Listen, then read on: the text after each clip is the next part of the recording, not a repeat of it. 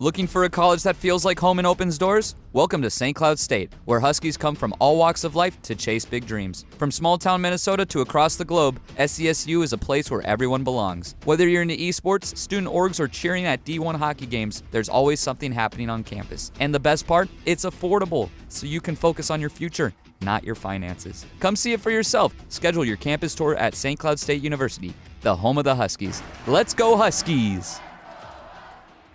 What you are about to hear will blow your mind and give you six-pack abs without even exercising.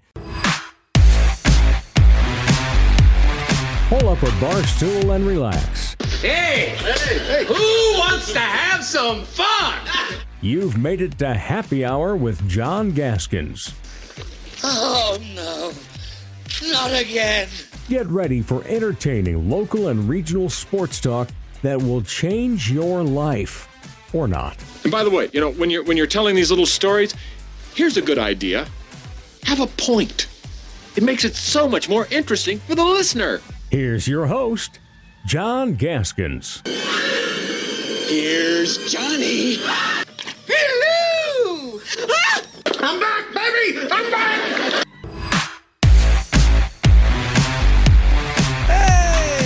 Happy hour on a Tuesday, which feels like a Monday because we had a holiday.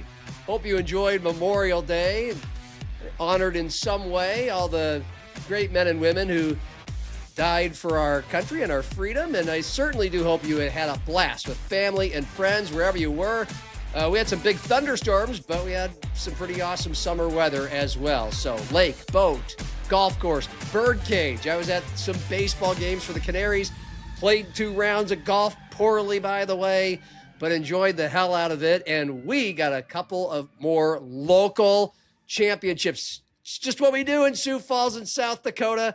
Rob Bishop, Jackrabbit baseball coach, been there a decade, won his first Summit League title over the weekend. He's off to Nebraska in the NCAA tournament. A wonderful guy, 40 minutes telling the story of his program and why this was the team that broke through against Oral Roberts, the 800-pound gorilla of the Summit League. So look forward to Rob today.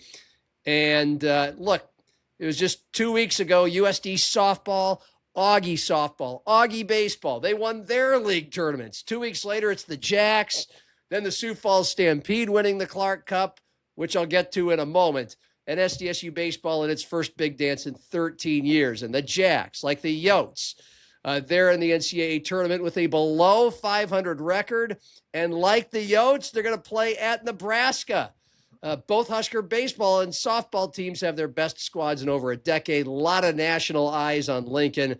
USD 2 weeks ago, they had the big Shannon Pivovar viral moment, and we'll see what kind of things the Jacks can do on the big stage.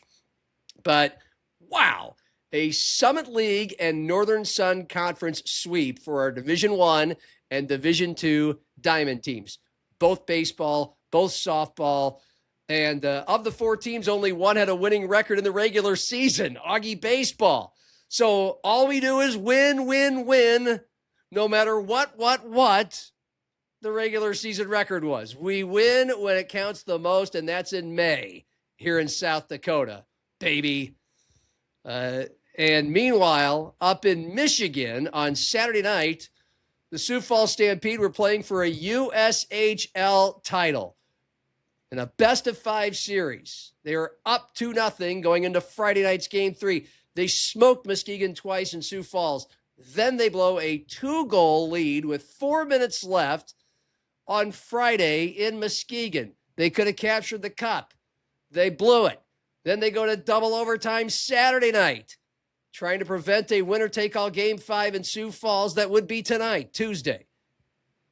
But in the second overtime, well, we'll let the 20-year voice of the Herd and the team, President Jimmy Olander, do the honors. Flipped in the air, and it's knocked away by Betzold.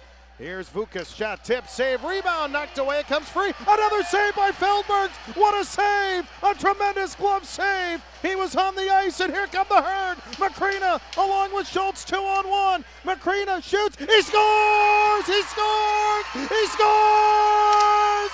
Joey Macrina, the overtime winner! and the Stampede are Clark Cup champions! Yeah, baby!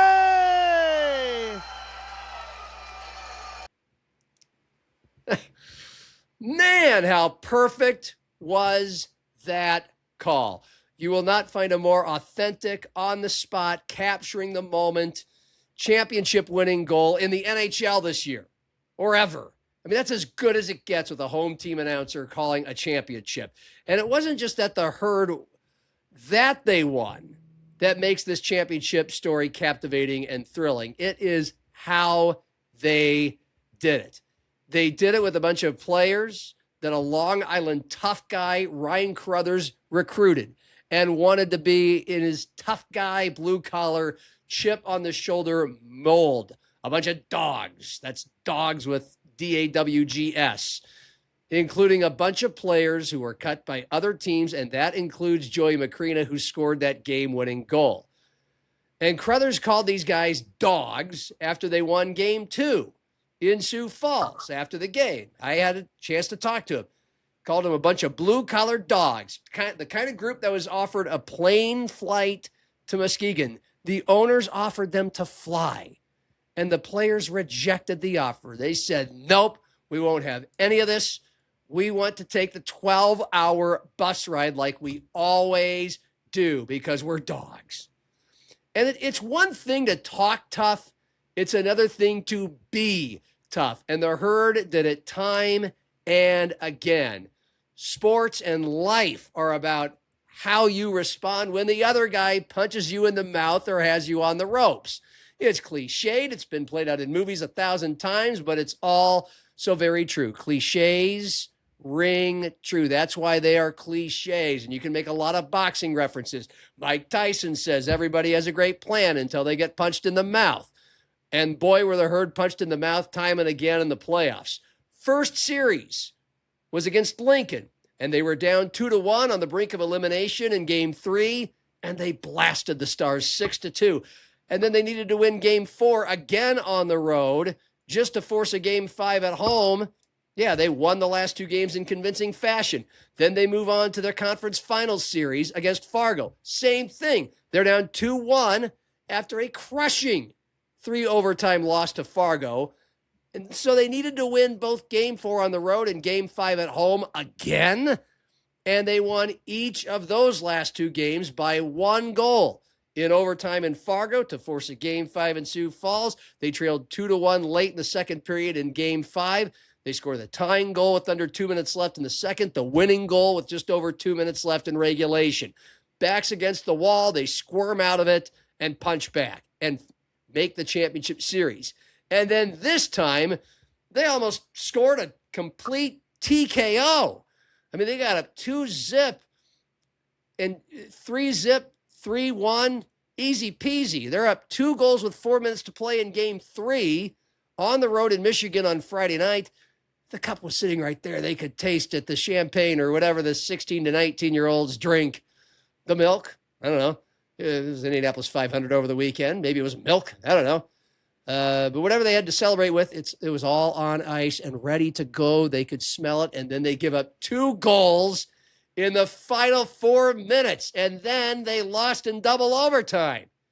So another Game 3 loss in a playoff series. This one might have been the biggest gut punch. It didn't put them on the brink of elimination, but imagine the mentality, the roller coaster. You almost had it. Then you lost it. And then you got to go right back into the snake pit in Muskegon the very next night. You're absolutely winded, exhausted, smothered, crushed by that defeat. And you got to go back the next night in Game 4 and win that game to prevent a winner-take-all Game 5 in Sioux Falls again. And it would have been understandable if they would have lost that game 3 or 4-0. But instead, it's just a back-and-forth, haymaker exchanging prize fight. And again, they could taste the cup. And again, I'm not going to say they blew it, but they gave up a goal with under 2 minutes left that forced overtime. And then neither team could score in that, so they go to double overtime. And then the Herd get the winning goal in overtime. So time after time, elimination games. They were 4-0 in the playoffs in elimination games. Overtime games. Double and triple overtime games. Games after the next day, after they lost in devastating fashion. Thrown up against the wall, they just kept coming and throwing punches. And just how perfect was the knockout? That sequence to win it all in those last 15 seconds. Perfect and fitting for a season full of insane things that happened on their way to the cup. And so many things did. But those last 15 seconds captures the story of the 2026 Herd, the fourth Sioux Falls team to win a cup, the first in 7 years. Those last 15 seconds, man, it's going to play forever in Sioux Falls sports lore. 2 saves by Lenards Feldsberg and the breakaway goal by Joey Macrina to win it. It was so Sioux Falls Stampede 2026.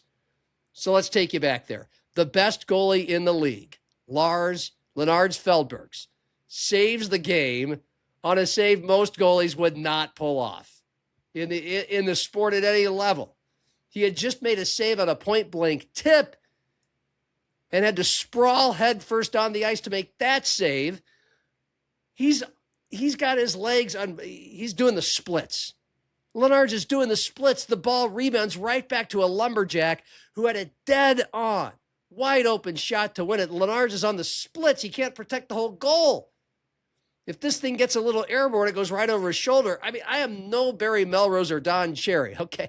I don't watch much hockey, but boy, I learned a lot in these 15 seconds, and so much of it can be applied to football, basketball, any sport. I'm guessing a lot of cases, that rebound shot goes in. The goalie is doing a split after just making a save. His legs are in opposite directions. He's on the ice, having just gotten up from a diving save, and instead, puts his glove up there and catches the puck. Most cases, that's game over. Not when you're the Sioux Falls Stampede 2026 and Lenards Feldbergs is your goalie. And it was just getting started from there. I mean, you heard Jimmy O yell, "What a save! What a tremendous save!" Jimmy's been doing this for 20 years. He has called 3 Clark Cup titles. He does not go willy-nilly on plays he calls tremendous and raises his voice for. It was a tremendous save. I was watching this at the Birdcage with a couple dozen Canaries fans who are also Stampede fans. We're watching it on the big board. I'm in the control room for the big board with the 3 people from our tech crew, and we were going bonkers over that save. And immediately we're going, okay, go, you have the puck now. I mean, it wasn't just a save. The Canaries got the puck right back. After Feldsberg's twice averted disaster, everything now happens so fast. Because after that second save, Brock Schultz dives in front of the Muskegon player who had just flinged the second shot that Lenards saved. Schultz lays out to prevent the puck from coming back to that guy so he can hit another shot at Feldsbergs, who again is laid out on the ice. You got at least a half-empty net there to shoot it into. But the puck never gets to that guy because Schultz lays out. 3 shots in 10 seconds may have been too much for Lenards, but instead, Schultz dives, hits the ice head first with his stick in front of him, and then he passes the puck to Joey Macrina. Now, Macrina had been behind both of these guys when Feldsbergs made that second save. He had the wherewithal to skate his way into the perfect spot where Schultz had just dove and hit the puck with his stick and also passed it to Macrina. And Macrina wasn't just standing there ready for the puck. This was like in football, when a quarterback passes a receiver open. Okay, Curtis Riggs says it all the time. The next level quarterbacks throw the ball into the spot where the receiver is going to be and in a spot where the defender can't grab it. He doesn't wait for the receiver to get open. He throws the receiver open. And when he hits the pass, that makes for a big gain, maybe a touchdown. So Schultz, whether he is trying to or not, and I watched this play back a million times, but I believe these guys, through 74 games, the Stampede, have the kind of chemistry where Schultz is making a diving play to prevent another lumberjack shot. And through 60 regular season and 14 postseason games, by now you have some chemistry. And Schultz not only makes the uber athletic dive, he simultaneously lunges and passes the puck to a spot where Macrina is going to be. He passed Macrina open. He anticipated Macrina would be there. And Macrina comes skating and makes the turn to get the puck. He goes to where the puck is going to be, not where the puck is. Macrina was already hustling, skating around Schultz, skating around one lumberjack. And now Macrina is reversing direction. This is all happening within 3 seconds. Bang, bang, bang. The save, the Schultz dive, the pass, Macrina's ready. And he's turning direction. This is where you really appreciate the athleticism these hockey players have on skates. Macrina's changing course from going toward the net to the other way around, where he is hoping to start a fast break toward a goal. And he just flat out wins the battle for the puck, and then he's off to the races, and now he's Barry Sanders or Adrian Peterson in the open field. Most of these players from both of these teams are near the goal where Feldsberg's made the save, where the action was. Macrina now has to beat just 2 guys. He jukes and gets past the first guy. He just broke this guy's ankles, a la Barry Sanders. And now Schultz is all of a sudden up from having just made a sensational dive to pass the puck to Macrina. And Schultz springs up when Macrina starts his break, jukes the first guy. Now it's a 2-on-1 break. Macrina and Schultz. It's Stockton and Malone on a breakaway. And there's one guy to beat. And he has no chance. You have one guy to beat plus the goalie. Macrina makes the defender guess if he's going to pass it to Schultz or not. Macrina keeps it. He fires it past the goalie. Game over. Herd win the cup. All of this. The 2 Feldsberg saves. The Schultz layout. The pass to Macrina, who won the puck battle and then broke away. It all happens in 5 seconds. The whole entire sequence is 15 seconds. And Feldsberg's, who had all kinds of absurd freak saves all season, all playoffs long, those are the final 2 of his 41 saves in the final game. And he may have saved the best for last. This is a snapshot of the Stampede in 2026. Best goalie in the league, clutch goalie in the playoffs. He won 44 of the Herd's 51 wins. He refused to be taken out of any game in the playoffs. Unbelievable stamina, durability, and clutch goal saving. And Macrina, a guy who was cut by Fargo, maybe the shortest guy in the league. He scored the game-winning goal to beat Fargo in Game 5 just to get to the finals, and he scores in double overtime on the series and Clark Cup clinching goal. Shortest guy, cut, blue collar, tough, beats his old team that cut him, and then wins it on the breakaway to hoist the cup. An amazing play. And then an incredible celebration. Macrina just flings his gloves off and his helmet off, finds the first guy that's ready to let him jump in his arms and hug him. The team has already mobbed Feldsberg's. And then Macrina goes to join everybody else. And I'm sure you've seen some of the social media videos the Herd posted celebrating on the ice. Ryan Cruthers, the head coach, this is a man whose 11-year-old son was heckled by Muskegon fans. 11 years old. Heckled by Muskegon's former players, according to Cruthers. And the 11-year-old got to hoist the Clark Cup after a bunch of the Herd did. Just how sweet it was for a lot of guys who were cut by other teams, who Ryan Cruthers wanted to be on this team. And you hate to make comparisons to the movies, but we remember the Miracle on Ice about the greatest hockey story, maybe the best sports story ever told about the 1980 gold medal USA team. And we remember how not just the moment they beat the Russians and how they did it, but how and why the players on that team were the players on that team going back to the start of the movie. And Herb Brooks chose his type of guys tough guys, blue collar guys, chip on shoulder guys. He passed on some of the prettier players, some prima donnas. He wanted guys who he knew could handle him and everything that came at them. That's what Ryan Cruthers is and wanted.